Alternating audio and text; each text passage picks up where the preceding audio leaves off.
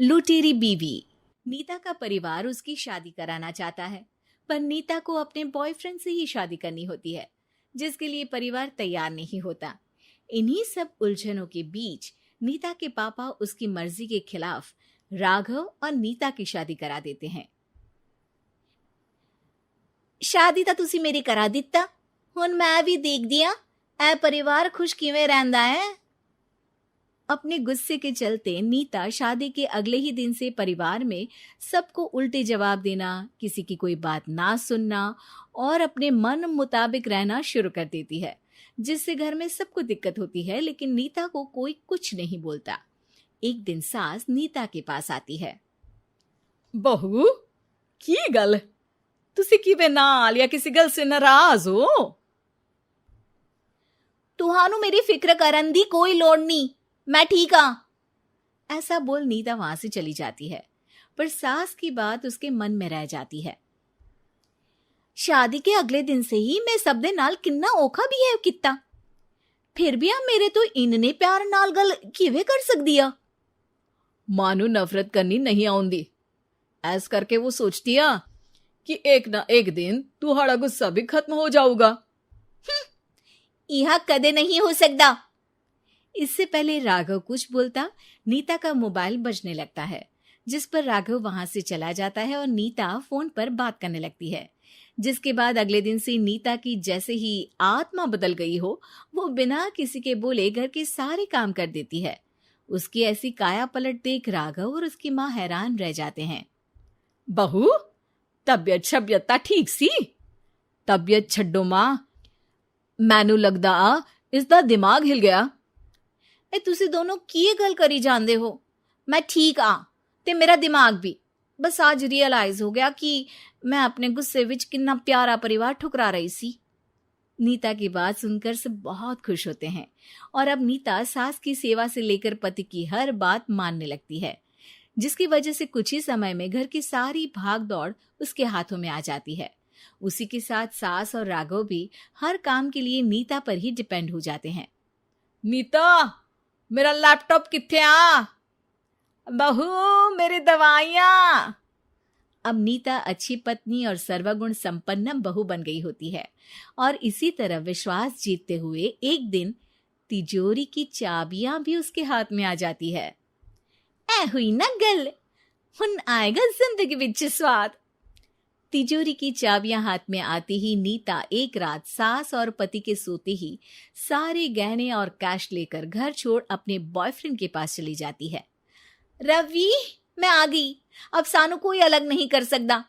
ते वेख, मैं सारी ज्वेलरी ते कैश भी साथ ले आई।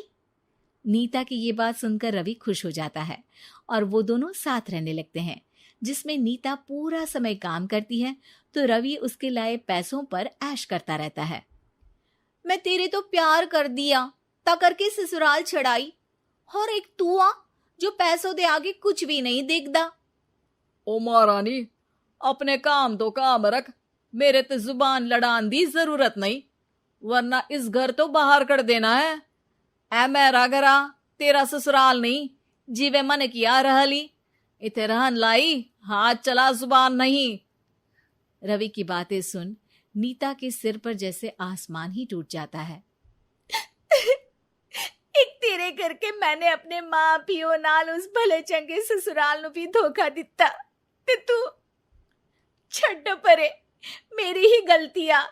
जे अखा उत्थे तेरे प्यार दा पर्दा डाल, उस दिन फोन ते तेरी गल्ला विच आ गई। जे नहीं आउंदी ता आज खुशी नाल उथे ही बैठी होनी सी। ए भाषण उन्ना दियो जिससे इसका फर्क पड़े, मेरे कॉल नौटंकी नहीं। रवि वहां से चला जाता है और नीता रोती पछताती वहीं बैठ जाती है। हाय रब्बा, ए मैं की कर दिता, उस घर विच भी वापस नहीं जा सकती। एक ता घर छोड़ा, नाल चोरी भी की, कोई मेहणु माफ नहीं करूंगा। घर कैसे वापस जाए, इसी डर से नीता रवि का घर छोड़ नहीं सकती। इसी तरह दिन बीतते हैं और उन्हीं के साथ हालात बद से बदतर होते जाते हैं। अब रवि पैसों और अपनी मनमानी के लिए नीता के साथ मारपीट भी शुरू कर देता है, जिससे परेशान होकर एक दिन नीता उसे छोड़ अपने ससुराल वापस आ जाती है। जिसे वहां देख राघव गुस्से से लाल हो जाता है। हूं थे की लेना या हमारी जिंदगी के साथ घर ता तू पहले ही बर्बाद कर गई सी।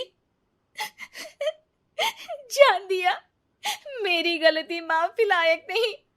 मैं कमली सी उस ढोंगी नु सच्चा प्यार दे इस सच्चे प्यार नु बोझ समझती बैठी। मैनू माफ कर दो। जे मेरी नूर रानी समझ गई आ कि उस तो गलती हुई आ, फिर किस बात का रुसना मनाना। केड़ी नूर रानी? रानी बोलन जोगा इसने केड़े झंडे गाड़ दिए? मां याद कर, तेरे घर विच चोरी कर बहू ते पत्नी सब रिश्ते तोड़ भाग गई सी। और फिर की मानता रहिया, गलती हो गई सी। एक गलती ता रब भी माफ कर देता ते तू और मैं ता सिर्फ इंसान ही आ। माफ कर दे, मैं बोल रही आ ये दोबारा कदी कोई गलती नहीं करेगी। इसदा नहीं ता मेरा ही भरोसा कर ले। ठीक आ, जिवे तुहानू ठीक लगे, पर इसे बोल दे मेरे कोलो कोई उम्मीद ना रखे। तुसी जीवे कहोगे। अब सास हर रोज राघव को मनाने की कोई ना कोई नई तिकड़म बताकर नीता को उसके पास भेजती रहती है, जिससे कुछ समय बाद नीता का पछतावा और कोशिशें देखकर राघव भी उसे माफ कर देता है।